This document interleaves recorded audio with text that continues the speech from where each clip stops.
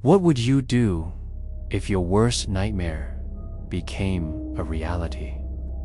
In the classic horror story, The Exorcist, we follow a chilling tale of a young girl, her innocence slowly taken away by an unimaginable evil. A force so powerful that it completely transforms her, leaving her family in utter terror. But what happens when the unexplainable becomes undeniable? When the horror you thought was a bad dream is all too real? Today, we re-about to take a deep dive into a truly terrifying story, one that blurs the line between life and death, good and evil, sanity and madness. It's a story that could happen to anyone, anywhere. Could you survive the horror? It started with a strange noise, something small, yet unsettling, just beyond the door. It was so quiet at first, a mere whisper in the night. But what happens when those little noises don't stop? For the Harper family, it was supposed to be a normal night. Their suburban home, tucked away in a quiet neighborhood, seemed like the perfect place to raise a family. Everything appeared peaceful, too peaceful, in fact. But soon, the cracks began to show. The first sign was subtle. A flicker of light in the hallway, an almost imperceptible creak on the stairs. Little things easily dismissed as the house settling. But then, the strange occurrences grew stronger. Objects began to move on their own. A picture frame that was once on the shelf now lay shattered on the floor. A door that should have been locked was wide open, its handle still slowly turning as if something or someone had just passed through. But the worst part, the feeling that something was watching them. The house had become more than just a home, it had become a trap, slowly closing in around them. As the nights went on, the unexplained events grew bolder, and the family, desperate to rationalize the terror, began to realize they were no longer alone. Something far more sinister had taken hold. What happens when the human body becomes a vessel for evil? When something so dark, so otherworldly, takes root in a person's soul that it twists everything they once were. The transformation was subtle, at first small changes, easily ignored. But as the days passed, the girl's behavior grew increasingly unnatural. At first, it was the way she stared.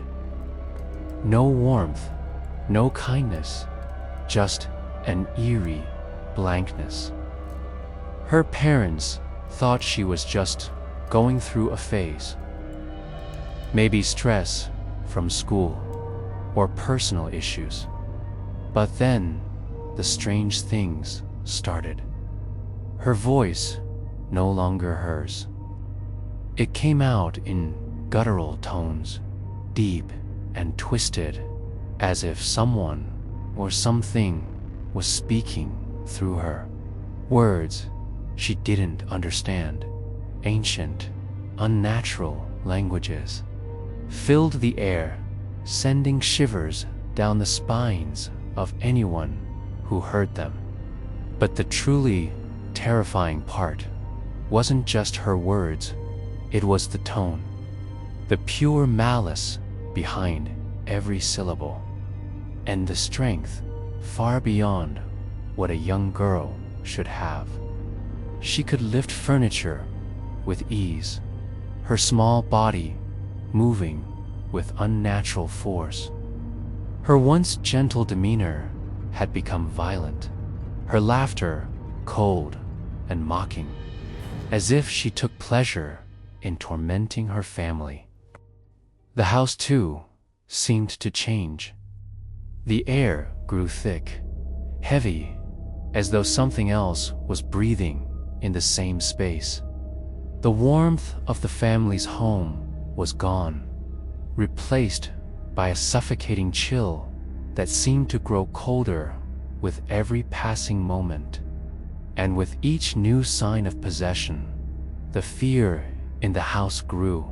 Was there any way to save her? Or had the evil already won? The house grew darker, the air heavier. The family was no longer sure where the line between reality and madness began. Each night, the terror escalated, pushing them further into the unknown. The lights flickered, the walls seemed to close in, and they could no longer escape the feeling that something was always watching them. Even the most ordinary task-seating dinner, going to bed, became unbearable. Sleep was a luxury they no longer had. Every creak in the floorboards, every gust of wind, every whisper from the dark corners of the house left them jumping in fear. But it wasn't just the house that felt different, it was them. The family's minds were fraying at the edges, haunted by the unrelenting presence that never left. The girl, once their daughter, was becoming someone or something else. Her behavior grew more unpredictable.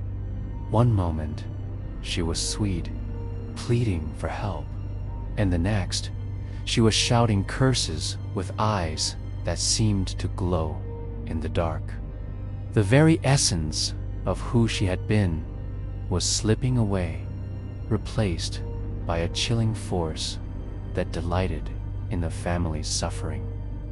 The father, once a man of reason, found himself grasping at straws. Was its stress a mental break?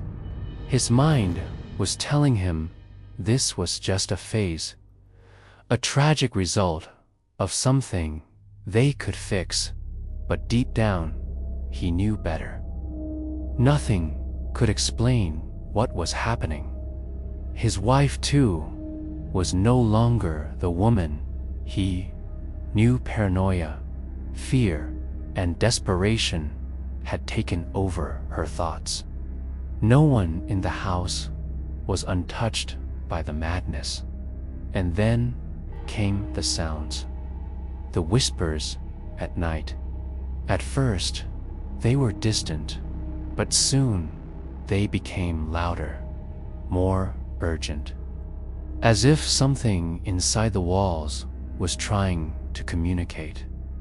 The family's grip on reality was slipping. They were no longer in control.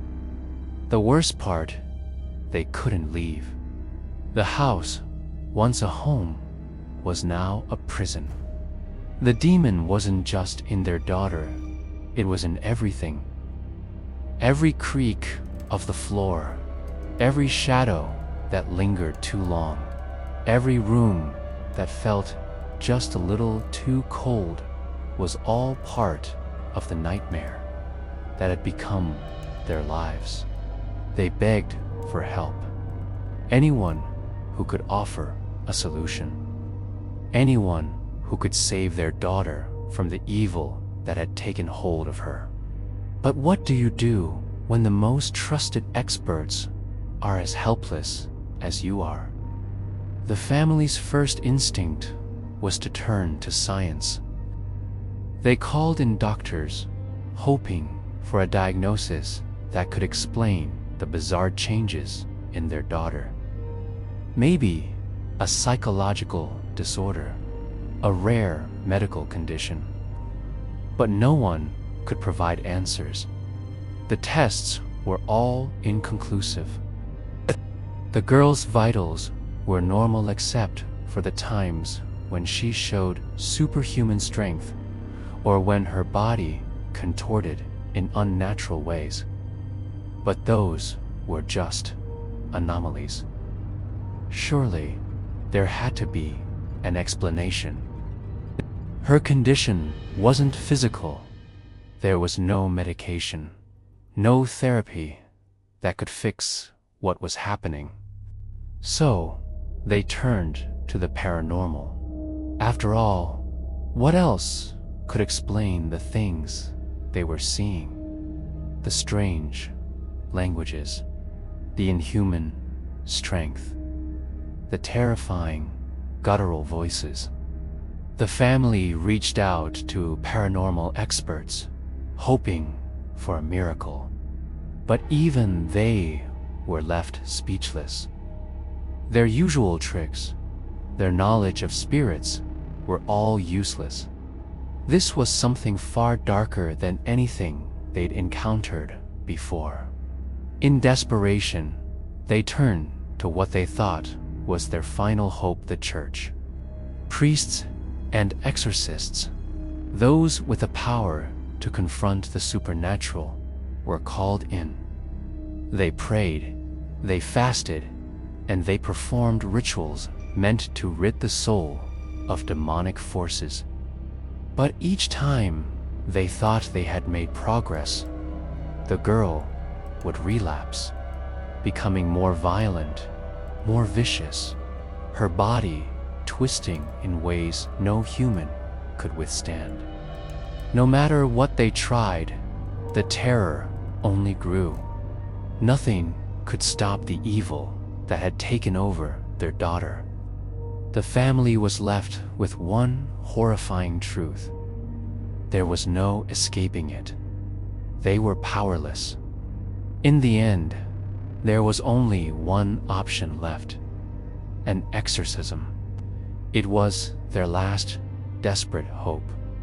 But no one was prepared for the terror that would unfold during those final, agonizing hours. The priests arrived, their faces grim, knowing that they were about to face something they had only read about in books. They were prepared for the worst, but nothing could have prepared them for what they encountered in that room. The girl was lying on the bed, her eyes wide open, staring blankly ahead. The room was freezing, so cold it felt like it was from another world. The priests began their ritual, chanting prayers and calling on every ounce of their faith to confront the demon. The air was thick with tension, as if the very walls of the room were closing in on them. At first, there was nothing, just the low murmur of their prayers. But then the girl's body began to convulse. The air turned to static, and the room shook as if an earthquake was happening.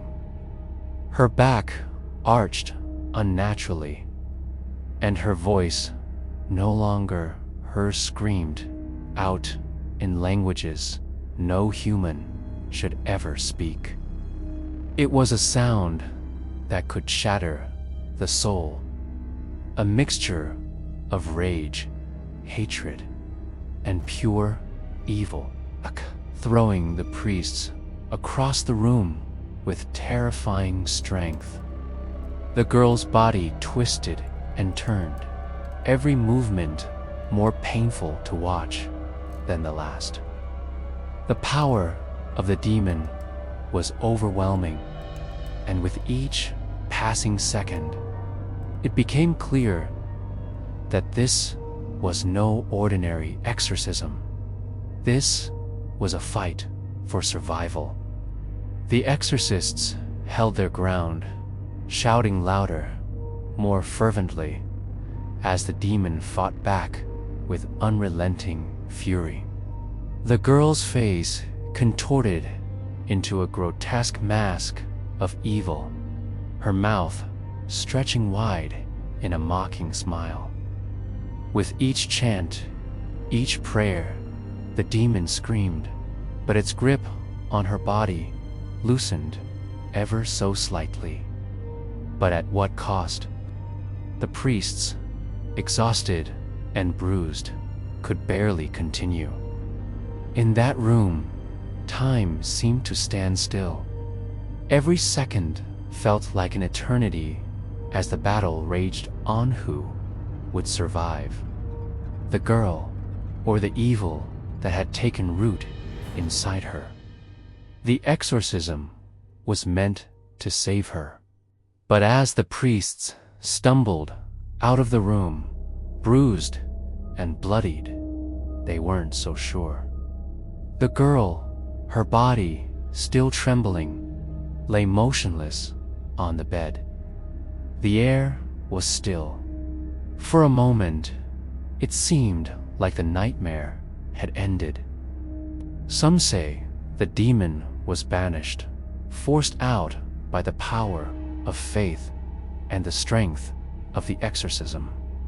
Others claim it was never truly gone, that the darkness still lingered, hiding just beneath the surface, waiting for the right moment to return.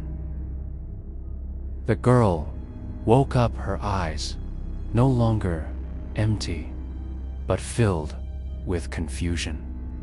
She had no memory of what had happened, no recollection of the terror she had endured.